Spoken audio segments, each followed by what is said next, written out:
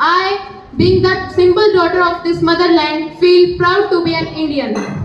Good morning to respected principal ma'am, respected teachers and all my dear friends. Today I am Sneha from 12th class in front of you to share my views on this glorious day of our independence. आज़ादी आज़ादी का असली मतलब वही समझ सकता है जिसने कभी गुलामी की हो। हम सौभाग्यशाली हैं कि हमने स्वतंत्र भारत में जन्म लिया।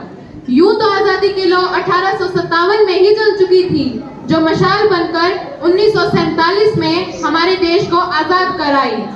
तब देश बलिदान मांगता था, तब देश लड़ जाने को, मिट जाने को, फांसी चढ़ जाने को कहता था, परंतु आज देश मर जाने को, मिट जाने को, फांसी चढ़ जाने को नहीं कहता, बल्कि मेरे विचारों में यदि कोई व्यक्ति अपनी पूरी ईमानदारी, पूरी मेहनत और पूरी लगन से अपना कार्य करे तो वही सच्चा देशभक्त है।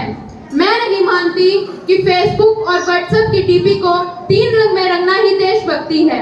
और यदि आप कहेंगे कि साल में 2 बार हाथ में तिरंगा ले लेना देशभक्ति है, तो मैं पूछना चाहूंगी कि फुटपाथ पर रहने वाला वो बच्चा जो ट्रैफिक की छांव में नंगे पांव तिरंगा बेच रहा होता है, क्या यह उसकी देशभक्ति है? नहीं, यह उसके पेट के भूख की शक्ति है। क्योंकि ना मस्जिद को जानते हैं, ना शिवालयों को जानते हैं, ना मस्जिद को जानते हैं, ना शिवालयों को जानते हैं। जो पेट के भूखे होते हैं ना, वो तो सिर्फ भोजन के निवालों को जानते हैं, वो तो सिर्फ भोजन के निवालों को जानते हैं। हम ना एक ऐसे समाज में जीते हैं जहां पत्थर की मूरत को लगते हैं 56 भोग और भूखे नंगे तड़पते सो जाते हैं लोग। मजदूर को मजदूर समझिए, मजबूर नहीं। गरीब को दान दीजिए, गरीब को दान मत दीजिए, उसको काम दें। और यदि आप दान देने के इच्छुक हैं तो जीते जी रक्तदान दीजिए और मरने के बाद अंगदान देकर किसी मरते हुए को जीवन दीजिए। यही सच्ची देशभक्ति और यही सच्चा राष्ट्र प्रेम है। ना सरकार मेरी है, ना रब मेरा है, ना सरकार मेरी है, ना रब मेरा है और ना ही ये बड़ा सा नाम मेरा है। परंतु एक बात का गुरूर है मुझे कि मैं भारत की हूँ और ये भारत मेरा है और ये भारत मेरा है।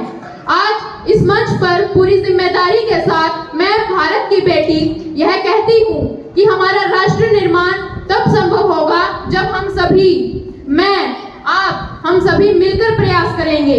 क्योंकि देश की जिम्मेदारी नहीं है हमें आगे ले जाने की, बल्कि हमारी जिम्मेदारी है देश को आगे ले जाने की। हमारी जिम्मेदारी है अपने वतन को आगे ले जाने की, अपने राष्ट्र को आगे ले जाने की।